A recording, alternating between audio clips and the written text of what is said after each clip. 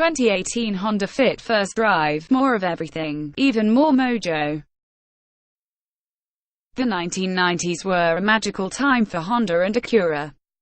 Everything from the mighty NSX to the lowliest Civic was a Vulcan mind-meld of man and machine during these golden years. So far in the 21st century, though, Honda seems to have lost its ability to imbue every single model with that kind of allure. And in the court of fandom there is no greater sin than having something once beloved and perfect and turning it lame. When we first reviewed the third-generation Honda Fit, it seemed like more of the same. It was less of a driver's car than the outgoing iteration, with a neutered suspension setup and numb steering in the name of comfort. Its other attributes, like in-car technology and clever packaging, helped make up the difference, but we couldn't help but feel let down. With its 2018 refresh, however, Honda got some of its mojo back. As with any mid-generation update, the Fit receives some styling changes.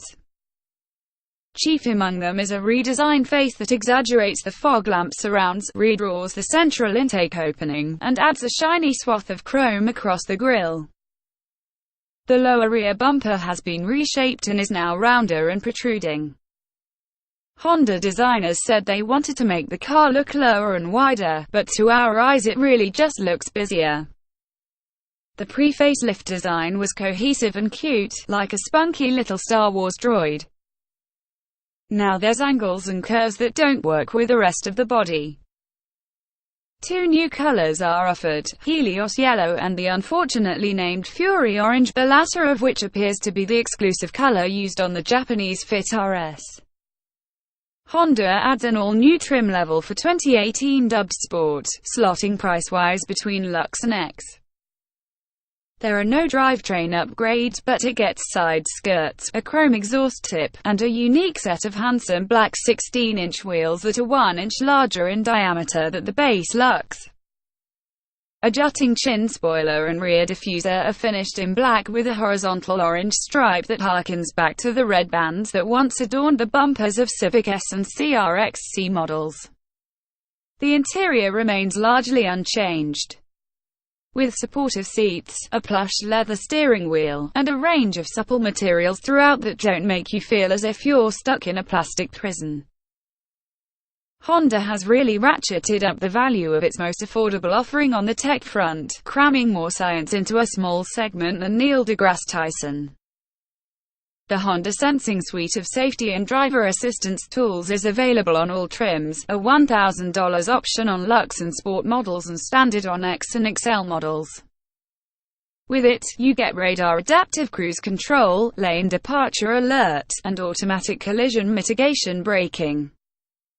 Those features alone would put the Fit above anything else in its class. Ford, Nissan and Hyundai don't offer any of them, but Honda extends its safety lead with the addition of lane keeping assistance, which automatically steers the car using lines on the highway as guides, as well as road departure mitigation, which can automatically brake and add steering input if you're about to have an off, having percolated down from Acuras and pilots.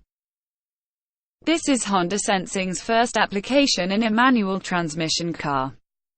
Sport and X trims and above receive a new infotainment module that includes the long-awaited Apple CarPlay and Android Auto, an SMS texting function, and an all-important extra USB port.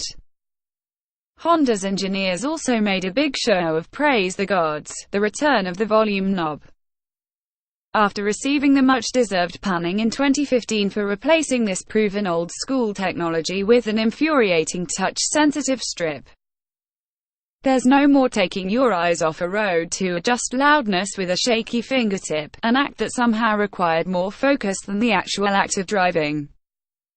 Honda has also taken steps to reclaim some of the third-gen's dulled communication with the pavement. The steering response is much improved thanks to a solid bearing on the steering column that transmits more road feel. Redesigned dampers reduce the amount of bobbing compared to the previous Fit, and new bracing throughout the unibody reduces body flex. The gearbox is excellent, as Honda manuals have always been, with effortlessly precise gear selection and a Goldilocks not too soft, not too hard clutch. In motion, the calmness of cabin makes a Yaris hatchback sound like a go-kart. Thicker sound insulation and new, sound-proof glass on keeps road and wind noise to levels found on competitors' offerings at least one class up, maybe two. Ultimately, though, it's not enough to fully wear the "fun to drive" label applied to Hondas of yore. The Fit's suspension is just a tad too soft, contributing just a bit too much body roll and uncertainty for true Integra-style canyon carving. That's where HFP comes in. You don't hear much about the Honda factory performance line of parts and accessories, and that's a shame. For 2018, the in-house creator of personalization options offers some pretty neat stuff for the Fit. Everything from spoilers to suspension packages is offered, the latter of which transforms the wallflower hatch into an eager dance partner. The key to unlocking the Fit's fun potential is HFP's noticeably more aggressive springs and dampers. With a front spring rate about twice as stiff as stock and rears about 2.5 times stiffer, the car's body flattens out during cornering and the tires bite into the turns.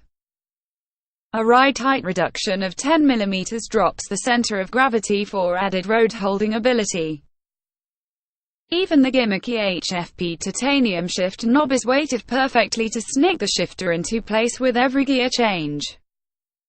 With these mods, the steering feels more engaging, despite the fact that no physical improvements were made to the system. Inputs to the wheel are paid in kind with quick and natural responses. Communication with the road is direct, and the car feels lighter on its feet, nimbler, keen to plant itself into the cornering line of your choosing and follow through. The same goes for accelerating and stopping. No changes were made to the powertrain or brakes, but the lack of squats and heaves provide a more direct sense of the car's movement. Over and over again, the feeling the HFP Fit evokes, and this is a compliment of the highest order, is that it handles like a 1990s Honda. Sporty versions of road cars typically gain only a nominal uptick in the suspension department in an effort to keep reasonable ride comfort. The HFP Fit isn't spine-jarring, but it might elicit a comment or two from the average non-enthusiast passenger. You know who they are. It's like an aftermarket suspension package, except that it's been tested by Honda engineers as thoroughly as they would an Accord capable of 200,000 miles. Honda hasn't announced pricing on the HFP kit yet, as it won't be available until September, but they estimate it'll be around $2,600. That will include black and red wheels exclusive to HFP. If you're mechanically inclined and can do your own wrenching, you can probably piece together an aftermarket solution for less, but those bolt-ons may not have the balance engineered into HFP setup. Pricing for the Fit Lux starts at $16,190. The Sport adds $1,310 on top of that, and the X adds another $690. If you opt for the CVT, that's an extra $800 at any point, except for the $20,520 XL leather package with heated seats and mirrors, which is only available with the CVT. We understand why Honda chased the customers it did. For every on-ramp Senna there are dozens of dog lovers, liberal arts professors, and responsible parents buying Hondas for traits like bulletproof reliability, fuel economy, and intuitive ergonomics. The 2018 Fit secures its lead in a very competitive segment by giving these buyers more of what they want: class-leading safety, technology, and the still superb functionality and interior cargo volume the Fit is known for. It really feels like a more expensive car. For the population that prizes Honda's famed old-school driving dynamics, there are now options. Would it have been better, as was the case with Civics and Kirkseys, to have the sweeter, confidence-inspiring suspension baked in right from the start? Absolutely. After all, even accountants could benefit from better handling, even if they don't yet know it. The Honda Fit now hews more closely to Honda's engineering ethos. We're just glad Honda recognizes there are still some of us who care.